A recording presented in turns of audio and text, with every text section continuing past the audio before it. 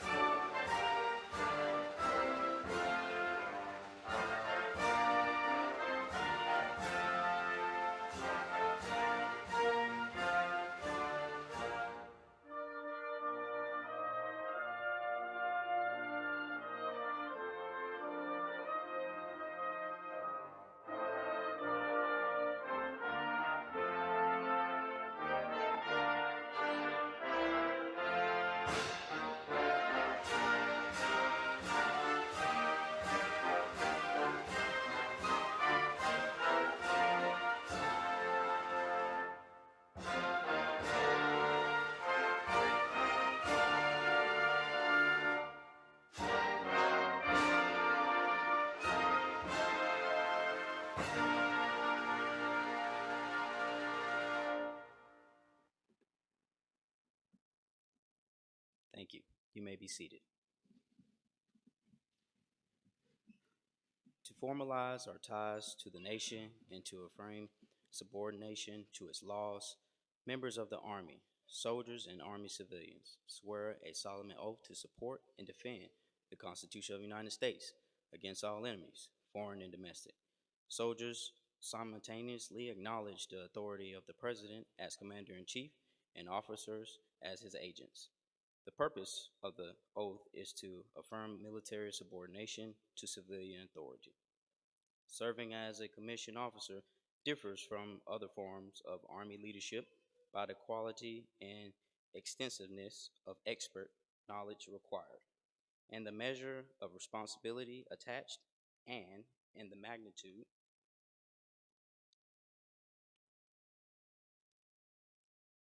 of consequences of inaction or ineffectiveness. As enlisted leaders swear an oath of obedience to lawful orders, while the commissioned officer promises to well and faithfully discharge the duties of the office. This distinction establishes a different expectation for the discretionary initiative. Officers should be driven to maintain the momentum of operation possessing courage to deviate from standing orders within the commander's intent when required, and be willing to accept the responsibility and accountability for doing so. While officers define, depend on the counseling, technical skills, maturity, and experience of subordinations to translation these orders into actions, the ultimate responsibility for mission success or failure resides within the commissioned officer in charge. Today, Cadet Brooks, Cadet Closser, Cadet Hull, Cadet Jail, Cadet James, Cadet Lacey, Cadet Woodall, and Cadet Wing accepted this responsibility by receiving a commission and will be appointed as second lieutenants in the United States Army. Ladies and gentlemen, please rise for the publishing of orders, which will be administered.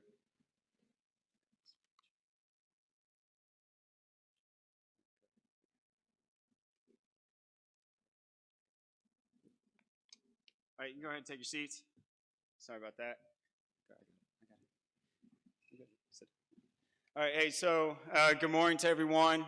Great to see so many family and friends of the cadets who are about to get commissioned here today. They've worked long and hard to be sitting before you this morning. So excited to get this morning going, as I'm sure they've thought about this day and their future on many occasions. So Dr. Mosley, thank you for coming and supporting us. It's great to have university leadership who are so engaged in what we do, and then we would not be able to do what we do without you guys' support. And there are many other faculty here. I know they're busy getting ready for the 5 commencements that Lincoln is doing over the next few days, who provide support on a daily basis to us. So for our guest speaker, I'm not going to read his bio, since that's in the program, but I do want to highlight the importance of the position he's in right now, and with promoting diversity and inclusion for the U.S. Army. And it's important because every generation has different challenges and different viewpoints, and so having diversity and inclusion only increases our ability to adapt and overcome those challenges that these soon-to-be officers will face as they go out through career. With the history of how this university was founded and Colonel Ruth's mission in the Army right now, and alongside its dynamic and engaging nature, Blue Tiger Battalion is proud to have Colonel Ruth with us this morning. Please give him a round of applause. All right, thank you, sir. Hey, thank you for that warm introduction, Nick. Nick actually told Captain Douglas, hey, before you call me up to speak, have everybody stand up. So that was a nice play, nice play.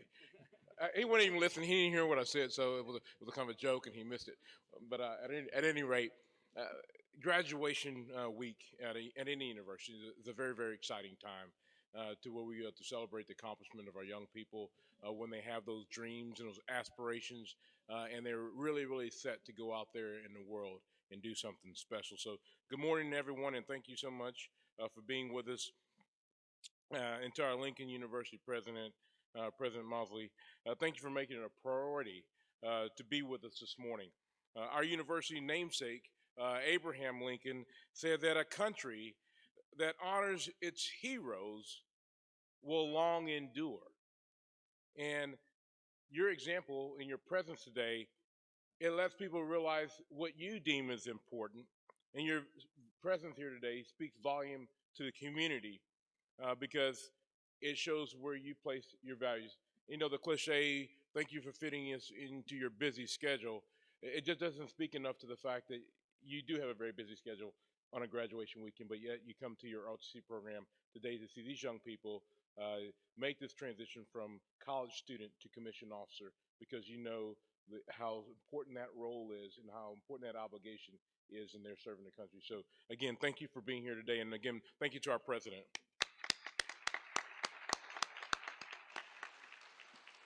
And to Colonel Bell and the Lincoln University staff, thank you for tracking me down. Again, you find some always awesome weather patterns to bring me in to see if the airlines and the Federal Aviation can get me in here, but to spend time with you this morning at our awards ceremony, where these young men and women were recipients of several awards this morning, and we have some of our underclassmen, our rising seniors and juniors that are the seed corn for this type of program.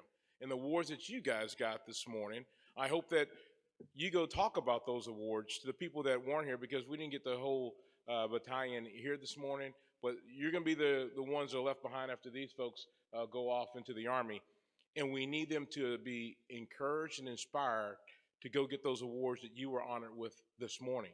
And so you have that responsibility not only to continue to live up to what those awards you got recognized today with, but to ensure that those subordinates, those freshmen that are coming in this summer, and those sophomores and other juniors, that they not only know about the awards, but they work hard and commit the effort to be recipients of this award later on next year at next year's graduation ceremony. So we had awardees today, and I just want to, if you got an award this morning, if you'd please rise so that the congregation that's here today can see the ones that we honor. So if you got an award that came up on stage earlier, please stand, and underclassmen as well. A round of applause for these young awardees. Thank you. Thank you. If we want excellence to happen, just like I thank the president, because if we honor our heroes, we know that our country will long endure. And we have award ceremonies to stamp in excellence. We stamp in excellence by bringing you up front and acknowledging the hard work and sacrifice that you've made, so that we can make an example of you. And it's not just about you. We want to make you an exemplar for everybody else to follow. That's how standards are set, and that's your job as an officer, to set the standard and maintain the standard. And we've done that throughout your ROTC program, and we will continue to do that throughout your Army career. But for those of you that are going into the Guard Reserve, that's how you stamp in excellence in whatever organization that you go serve in. You find someone doing the right thing, you recognize them, and you expect that behavior from everyone else in the formation or in the organization. And that's how you change a culture. And so just wanted to add that piece, because it's so important for what we do here at Lincoln University. COVID has been quite a humdinger for us all. It has caused people to be derailed, their lives, their jobs, and everything else. But these young people have persevered. Almost 3 years of their life was mired with COVID, but they didn't give up. They didn't quit. They just carried on, and here they are today, finishing this chapter in their life, soon to be second lieutenant. So I just wanted to acknowledge the adversity and challenge that they overcame to be here with us today and to be commissioned. It's amazing how young people, the level of tenacity and grit that they had to display by going through this experience, their college experience here. So let's take a moment also to recognize the essential support network who encouraged these young people during tough times, renewed their faith both in yourselves, in your journey to become an officer. So our family and friends, let's get a round of applause for our family and friends out here today.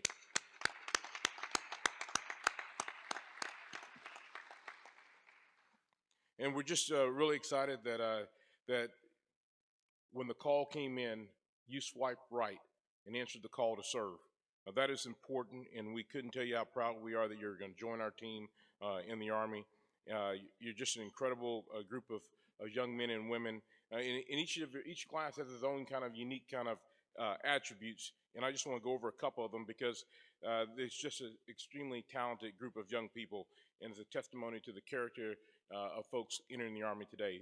So the class of 22, very active in assisting in recruiting this fall semester.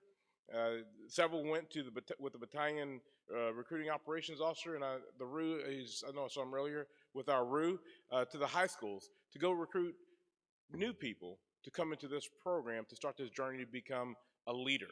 Our society cannot do with enough competent leaders, and they went out there to try to go find some more competent leaders. They also have people that went and taught a leadership class with Jeff City High School weekly. Who was the one that did that? I didn't get your boss didn't tell me who did that. Who was the one going out in Jeff City teaching a leadership class? Don't be bashful. Win on the end. How's she win? Yeah. Hey. Yeah. Hey. He's practiced to zonk out with his eyes open. I mean, that takes skill. It's a dangerous skill, but it nevertheless takes skill. Good job, Win. All right. Because you think the guy's paying attention, driving, eyes all open, next thing that dude zonked out on you. But all right, Wayne, stay with me, brother. Okay. Um, One of the commissionees taught a class this past semester. Another majored in social work and has been also teaching parolees and helping people in court situations. Another cadet does the funeral honor guard, helping the family assuage the weight of having to go through that experience. And others hold different jobs just to help make ends meet. But it's about the journey. And these young people have contributed in a myriad of ways. But if we're going to talk about the professional arms, we're not a profession just because we just say we're a profession. We're a profession because we produce excellent work. And we recognize these folks here with their class average of a 3.4 GPA in college. It is a big deal. We recognize excellence. And to be a part of a profession, you have to produce excellent work. The second part of you've got to create new knowledge. And you're doing that when you're going and volunteering, teaching at schools, teaching in a leadership class. You're teaching and you're creating new knowledge. And in the Army and our enterprise, we have plenty of folks out there that are in our research and development trying to advance our understanding of the landscape, the battlefield, and all that. But because we produce new knowledge. The third thing we do is we build the bench.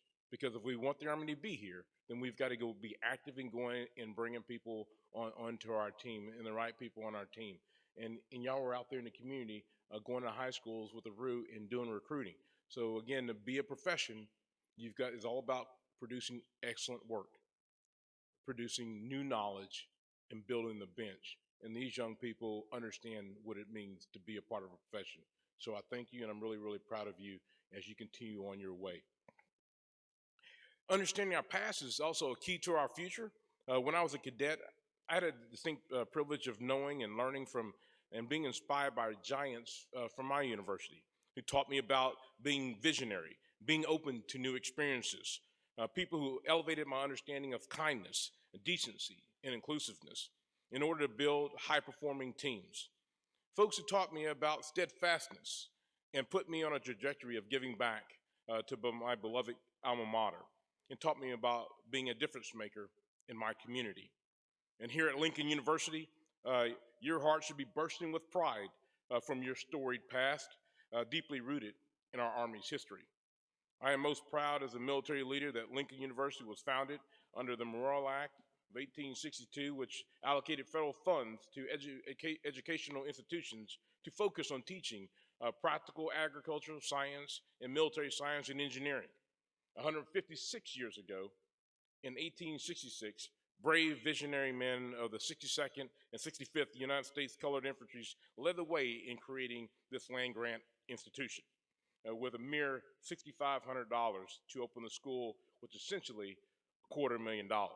So that $6,500 seems like a little small amount relative times 150 years ago to relatively about $250,000, which is a lot, and that's to be noted because it took some sacrifice and some effort to make that happen.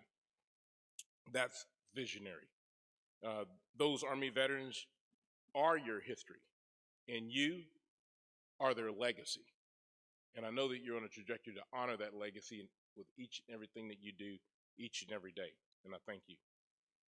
Well, Lincoln University also educates and empowers students to become change agents and leaders in careers that include military, education, law enforcement.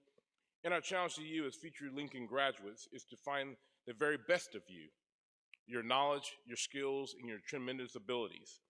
So there are so many lessons that will take you from your formative years here at Lincoln University, but I'd like to give you some more compelling thoughts, provoking perspectives, particularly coming from Army ROTC. Because in my view, there's a great deal more of being an ROTC cadet, a great deal more than being an ROTC cadet than just the mere symbolism of the uniforms you wear, or the haircuts that you have, and the standards that you uphold. It is everything that's HUA, but it starts with a set of standards. Surely not exactly the same for everybody, but a very common essence of standards. And this includes that you are aggressive. You are aggressive, and you play to win, but you never cheat. not yourself, not the other person, and not the organization. You have a wholesome respect for others, their personal dignity. You accord this not only to your friends, but to acquaintances, and indeed to all with whom you deal, even though some, by their actions, may not seem to warrant it. You work as long, as hard as it is necessary to get the job done, not only to the complete satisfaction of your boss, but your own, because that's your standard. You are confident without being cocky. You are proud without being arrogant. You are assertive without being overbearing. You are considerate but not subservient. You're steadfast but not stubborn. You're humble in victory but gracious in defeat. You're imaginative and creative. You're always your own person, never anyone else's. And you're not afraid to leave the crowd, to make your way alone if the objective is noble and worthy.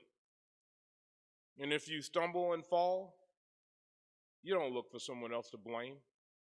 Rather, you pick yourself up and carry on, and carry on, and carry on. You are a proud legacy of Lincoln University, and it's all summed up in a single word of integrity. And I believe integrity is a basic building block of any leader, because leaders are defined by the integrity that they model. Your soldiers will be looking at you each and every day. As a platoon leader, you're that only officer that those 30 members of that platoon have to look at to know what right looks like. So integrity by what you model. Also, you're defined by what you celebrate. We talked about that there earlier this morning, how we stamp in excellence, because we want to celebrate that excellence to create some energy for other people to be motivated, inspired to better themselves, to find their best effort to make the organization more vibrant, more relevant, and more competitive. Your leadership is also defined by a darker side of what you tolerate. Sometimes that's the hardest part of being a leader, is being able to stand up against a wrong, because it's easier to be quiet. But that's how evil persists. When good men sit down and do nothing, you're going to be required to stand up and do the right thing. Fear can stop you from doing some things, but fear should never stop you from doing the right thing. And no one has a mandate to change the world, but everyone's got a mandate to change the world around them. So as leaders, it is not just something that you do, it's who you are. And here at Lincoln University as Blue Tigers, I know that you understand and value this. And impressing someone is not the same as connecting someone, and your soldiers are going to need more than being impressed by your high-speed second lieutenant rank. They're going to need to know that you really care, and you're bringing some competency along with it, and that you strive to impact others. And you can't just communicate with your head. You've got to be able to communicate with your heart, because your soldiers are people. So commit to the what and be consumed by the why. And the how will come when you understand why it matters. So will the people that matter. Being Blue Tigers is not of the flesh, but of the spirit. In a very real sense, is a state of mind. And this journey has not been an easy journey. So it's important for you to identify the people that got you here today. Not only your cadre, one of those cadre members over there, Sergeant Koskiano, he's been doing this for a few years. In fact, later in this program, during the first salute, I think you may be offering him some tokens of your appreciation and respect. But find those leaders. Make sure you stay in touch with Colonel Bell and also Captain Douglas, people that got you here today. And seek out more. Broaden your board of directors, because those board of directors are the ones going to help you stay on the right path. And you need people in your life to help guide you, to help mentor you, to help give you perspective that you just don't simply have. So find those folks in your life and continue to nurture those relationships, because at the end of the day, here at Lincoln University, you discover your best self, your very best self. And now, because you're about to become an officer, you must lead with that best self. Just like Colonel Murphy said, whenever you leave this school, leave your job, or leave this earth, you make sure that you have worked hard enough, given enough, to make sure that it even mattered that you were here. Because our future heroes for our country, you are the future leaders for our country to endure. So thank you again for having me this morning. Couldn't be more excited and proud of this chapter, next chapter of your life, and I'll be cheering you on to victory after victory. Thank you very much.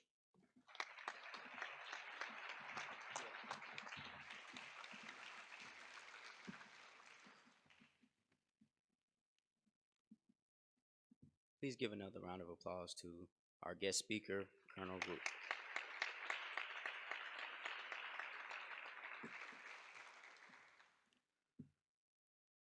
Of consequences of inaction or ineffectiveness, as enlisted leaders swear an oath of obedience to lawful orders, while the commissioned officer promises to well and faithfully discharge the duties of the office. This distinction establishes a different expectation for discretionary initiative. Officers should be driven to maintain the momentum of operations, possess courage to deviate from standing orders within the commander's intent as required, and will be willing to accept the accountability for doing so. While officers depend on the counseling, technical skills, maturity, and experience of subordinations to translate these orders into actions, the ultimate responsibility for the mission's success or failure resides within the commissioned officer in charge. Today, Cadet Brooks, Cadet Closser, Cadet Hull, Cadet Jail, Cadet James, Cadet Lacey, Cadet Woodall, and Cadet Wynn accept these responsibilities by receiving a commission and will be appointed as second lieutenants in United States Army. Ladies and gentlemen, please rise. For publishing of the orders will be administered by Colonel Ruth.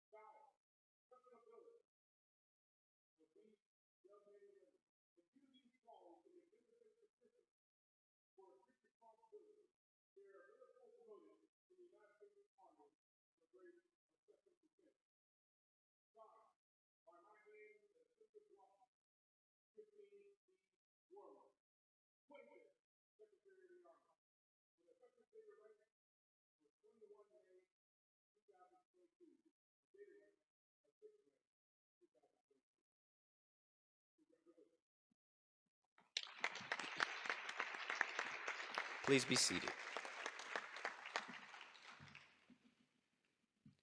As is tradition in the United States Army, these newly commissioned officers will now have the rank of second lieutenant, presented by family and friends.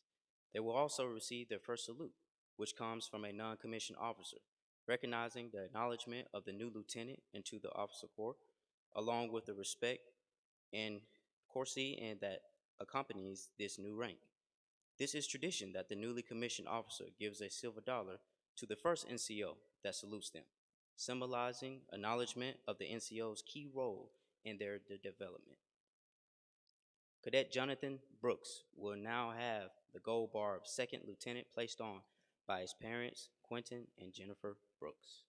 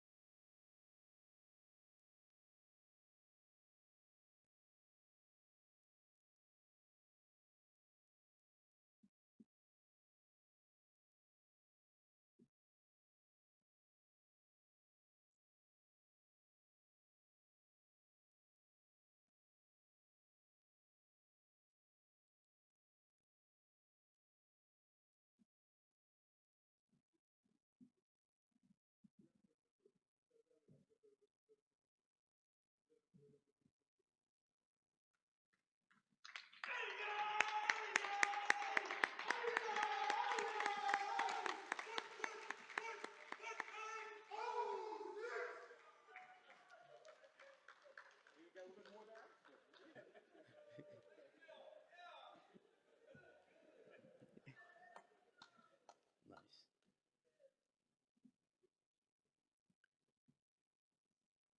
Second Lieutenant Brooks will receive his first salute from his grandfather, Sergeant First Class Retired Johnny Johnson.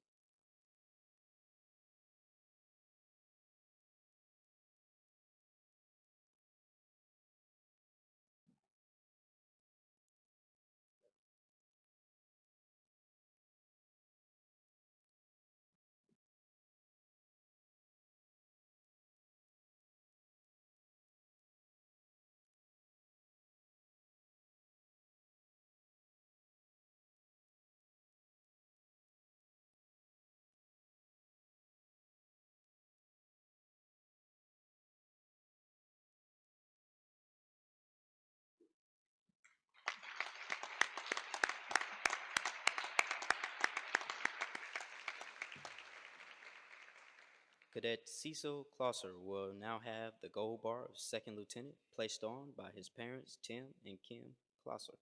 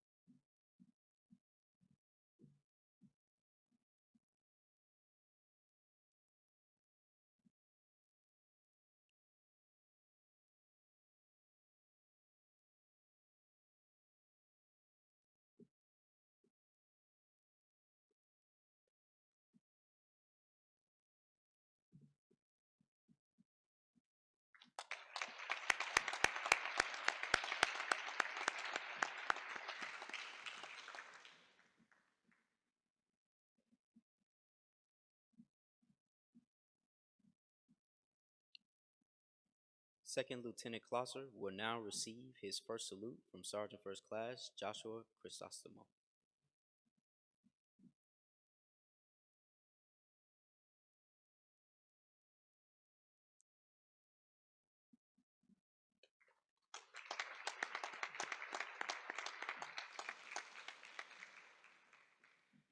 Cadet Ashlyn Hall would now have the gold bar of second lieutenant placed on by her parents, Joshua Hall and Daphne Hall.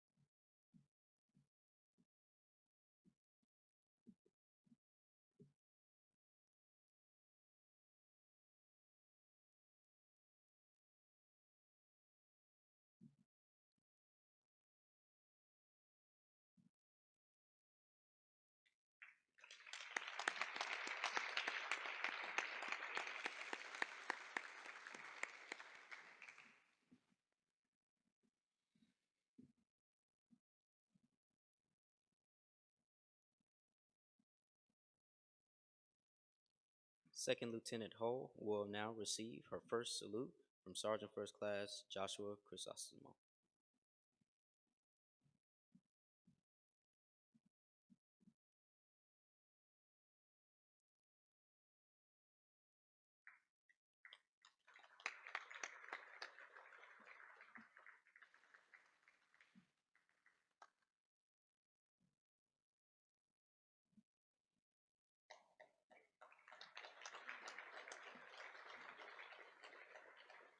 Cadet Aguar Jail will now have the gold bar of Second Lieutenant placed on by his parents, Elikana and Della Jail.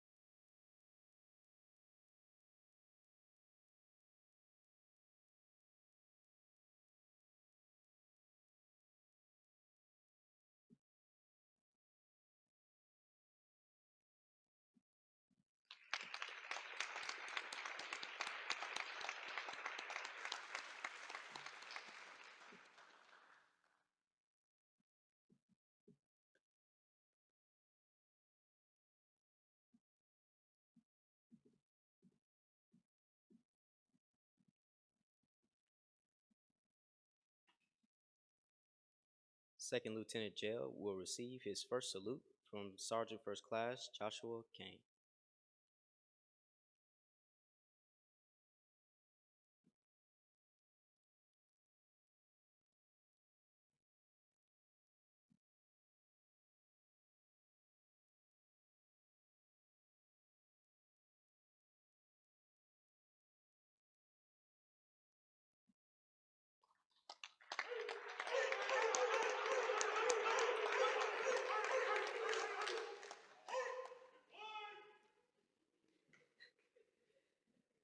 Cadet Madison James will now have the gold bar of Second Lieutenant placed on by her mother, Cammie James, and her girlfriend, Chelsea Hart.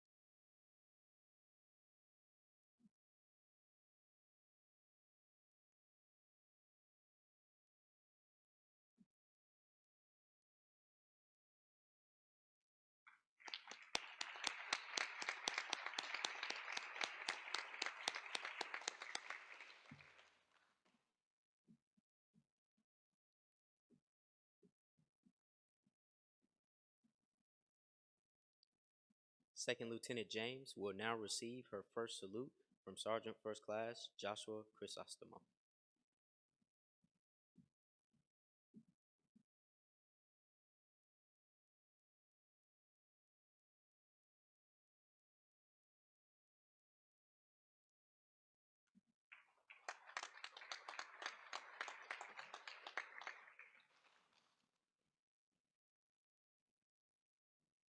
Cadet Selena Lacey will now have the gold bar of Second Lieutenant placed on by her father, Montrell Lacey.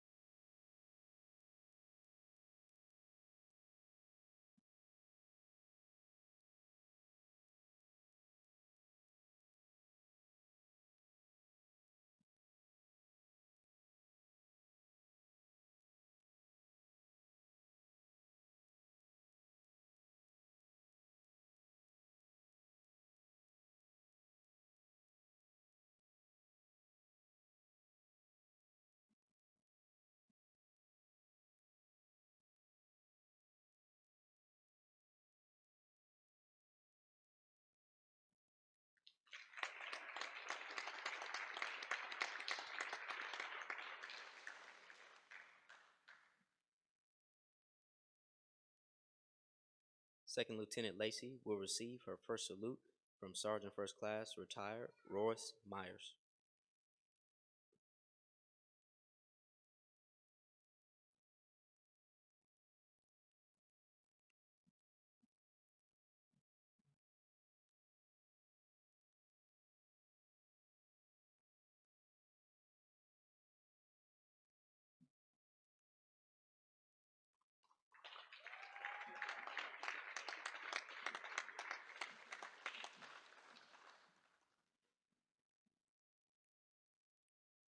Cadet Keon Woodall will now have the gold bar of second lieutenants placed on by his stepfather and mother, Justin and Tianica Williams, and his sister, Desiree Woodall.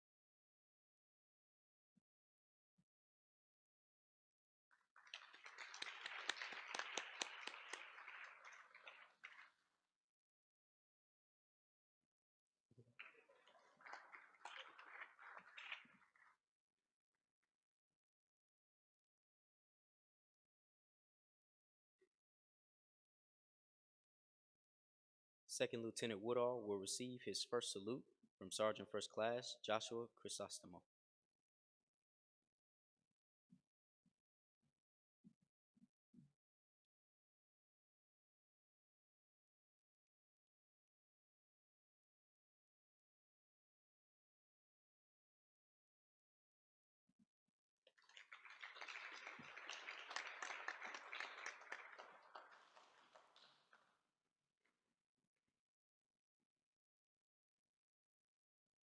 Finally, Cadet Matthew Wynn will now have the gold bar of second lieutenant placed on by his father, James Wynn, and fiancee, Olivia Crocker.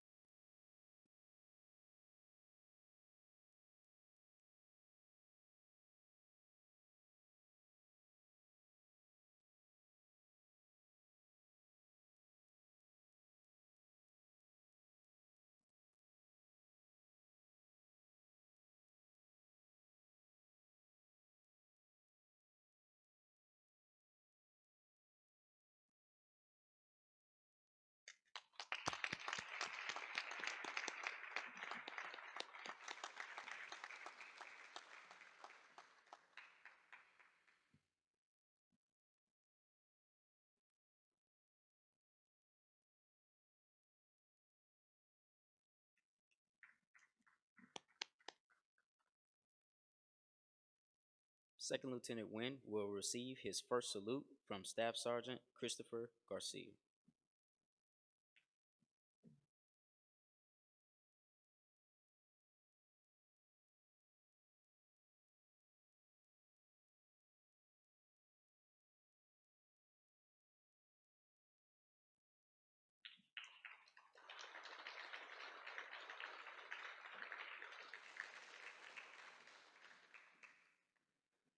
Ladies and gentlemen, at this time, Colonel Ruth will administer the oath of office.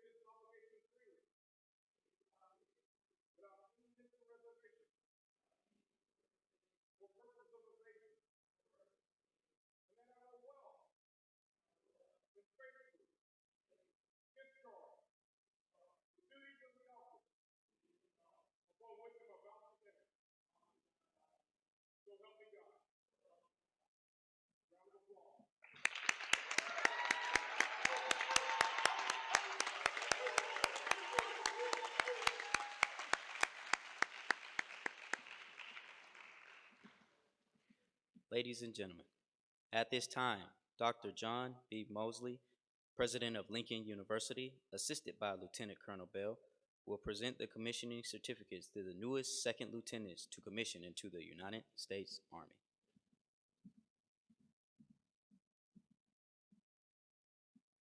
Second Lieutenant Jonathan Brooks.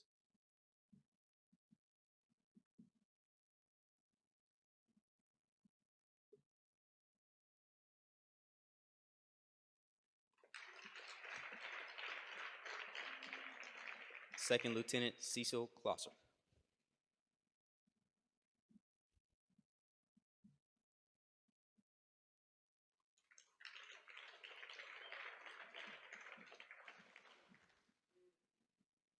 Also, Second Lieutenant Cecil Closser is being presented the Distinguished Military Graduate Award.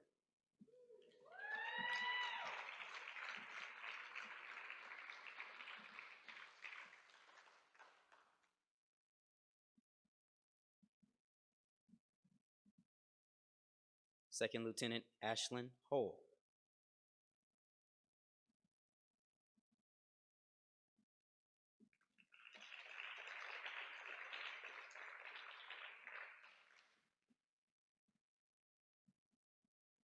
Second Lieutenant Akwar Jail.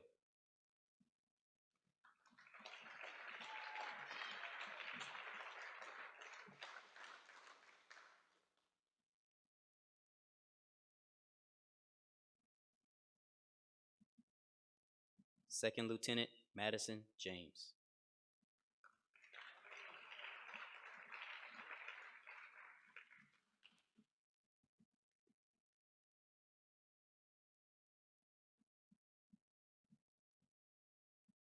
Second Lieutenant Selena Lacey.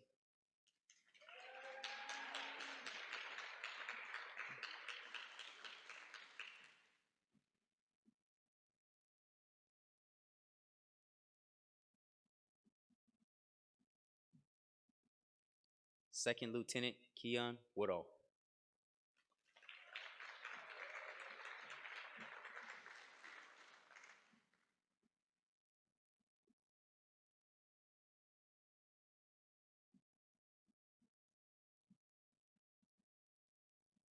Second Lieutenant Matthew Wynn.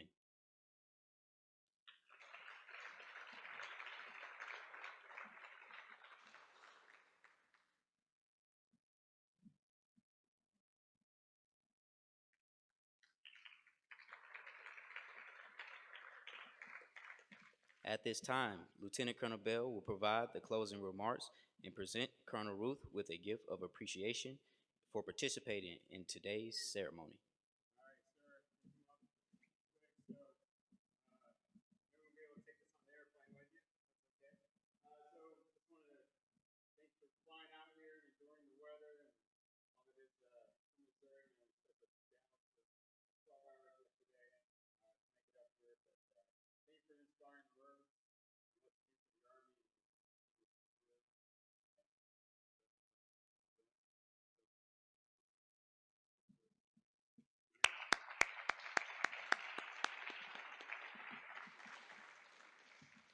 Ladies and gentlemen, please stand for the playing of the Army song.